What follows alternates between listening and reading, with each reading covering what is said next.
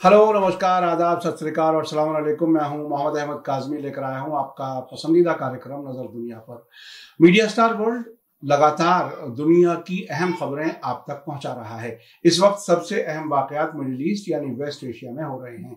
Israel और America के कमजोर होने के साफ इशारे हैं। ईरान और सऊदी अरब के बीच हाल ही में हुए समझौते के बाद तेहरान और रियाद में बहुत ही पॉजिटिव वाकयात रूनुमा हो रहे हैं। सऊदी अरब का कहना है कि अगर हालात बेहतर हुए तो सऊदी अरब ईरान में इन्वेस्टमेंट कर सकता है। ईरान के नेशनल सिक्योरिटी सलाहकार जल्द ही यूनाइटेड अरब एमिरेट्स का दौरा करने वाले हैं। उधर ईरान ने रूस से Su-35 जंगी जहाज खरीदने का सौदा किया है। चीन, ईरान और रूस ने आज ओमान की खाड़ी में फौजी एक्सरसाइज शुरू की है।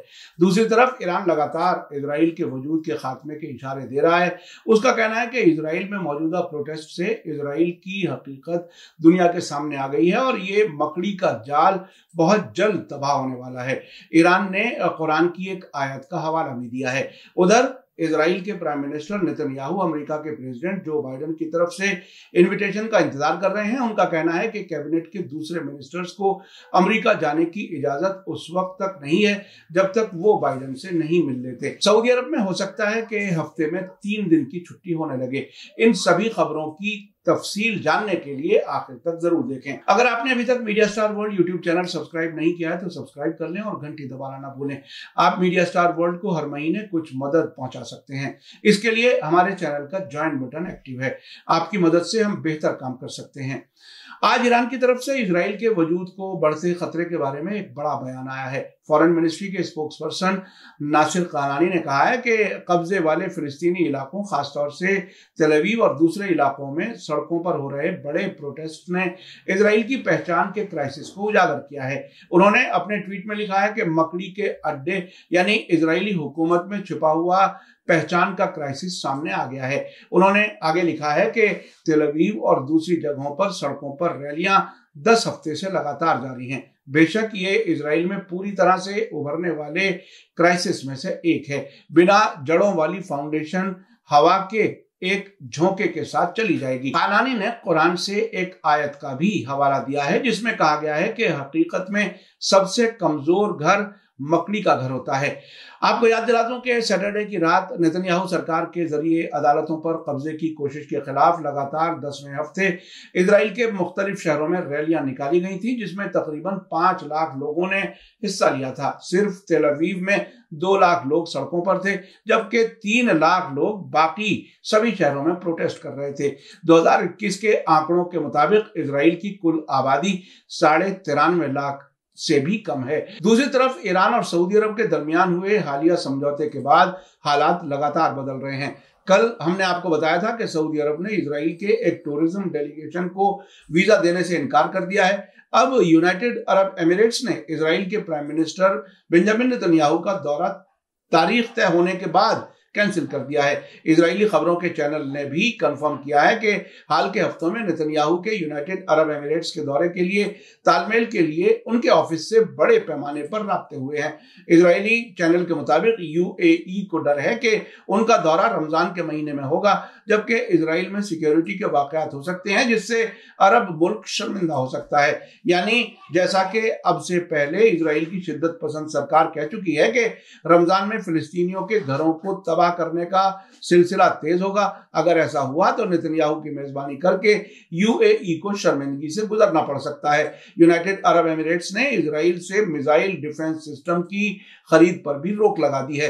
अब ताजा खबर है कि सऊदी अरब के फाइनेंस मिनिस्टर मोहम्मद अल जादान ने आज कहा है कि ईरान में इन्वेस्टमेंट यानी सरमायाकारी और पूंजी निवेश के मौके मुमकिन है अगर सद्भावना यानी खैर सगाली का माहौल रहे। अल जादान ने आगे कहा है कि जब तक दोनों मुल्कों के बीच होने वाले समझौते के लिए पाबंदी रहेगी और एक दूसरे मुल्क की सॉवरेनिटी का एहतराम किया जाता रहेगा तब तक वो आने वाले वक्त में इन्वेस्टमेंट के मौकों तक पहुंचने वाले ताल्लुकात को नॉर्मल करने में रुकावट नहीं देख रहे। उन्होंने जोर देकर कहा कि सऊदी अरब इस समझौते के उसूलों के लिए पाबंद है जिसका ऐलान पिछले फ्राइडे को सऊदी अरब, ईरान और चीन के जरिए मुश्तरक बयान में किया गया है।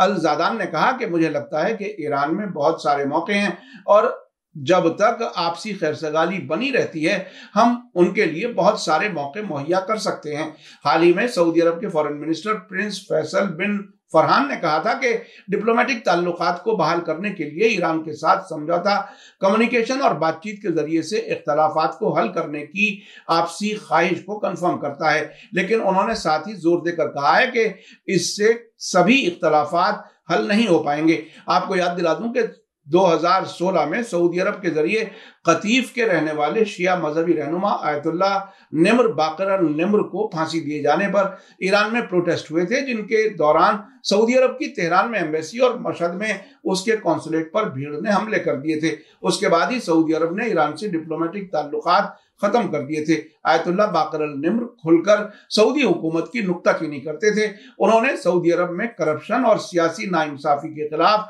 आवाज बुलंद की थी और वो माइनॉरिटीज, खास तौर से शिया कम्युनिटी के सियासी और समाजी हकूक की मांग करते थे। इसी बीच लेबनान के अल मयादीन टेलीविजन ने तेहरान के फारसी जबान के एतमाद अखबार के हवाले से खबर दी है कि ईरान के नेशनल सिक्योरिटी सलाहकार Ali Shamkhani United Arab Emirates का जल्दी दौरा करेंगे। अली शमखानी ने ही हाल में चीन की राजधानी बीजिंग में सऊदी नेशनल सिक्योरिटी सलाहकार मुसैद अल एबान और चीन की कम्युनिस्ट पार्टी की फॉरेन अफेयर्स कमीशन के डायरेक्टर वांग यी के साथ रियाद के साथ ताल्लुकात बहाल करने के सिलसिले में मुश्तरक बयान पर दस्तखत किए थे।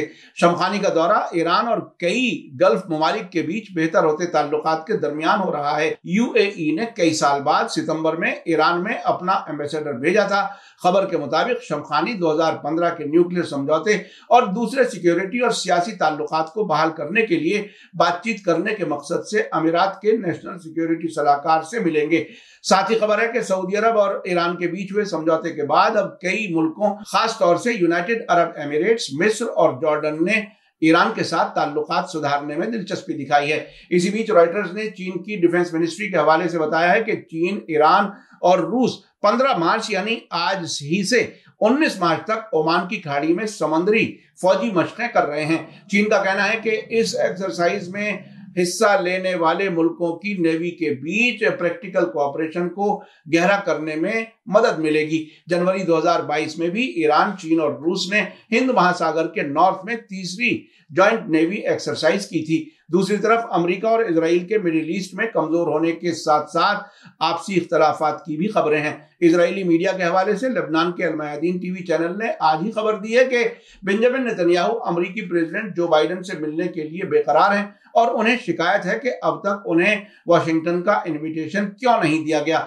नेतन्याहू बाइडेन से अपनी मुलाकात से पहले कैबिनेट के मिनिस्टर्स को अमेरिका जाने की इजाजत नहीं दे रहे।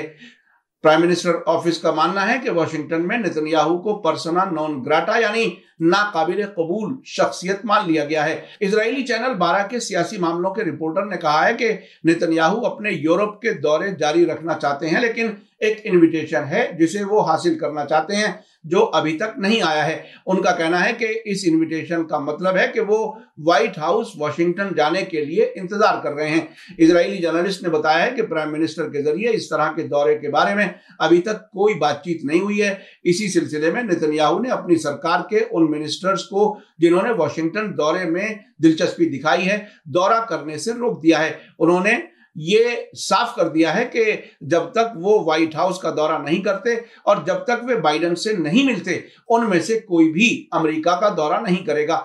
आखिर में सऊदी अरब में काम करने वालों और उनके घर वालों के लिए एक अच्छी खबर है। सऊदी अरब सरकार ऑफिसों और स्कूलों की वीकेंड में 3 दिन की छुट्टियों की तजवीज पर गौर कर रही है।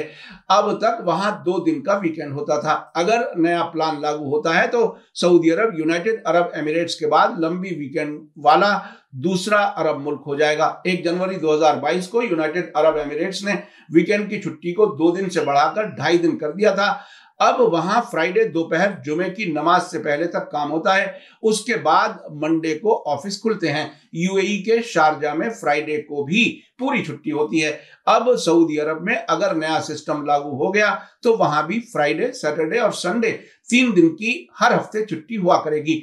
आपने देखा कि मिडिल ईस्ट में सियासी उथल पुथल लगातार जारी है। इजराइल से अब अमेरिका भी कुछ मामलात में इख्तलाफ दिखा रहा है। ईरान का कहना है कि इजराइल अपनी पहचान के क्राइसिस में उलझा हुआ है, वो मकड़ी का जाला है, किसी भी हवा के झोंके से साफ हो जाएगा।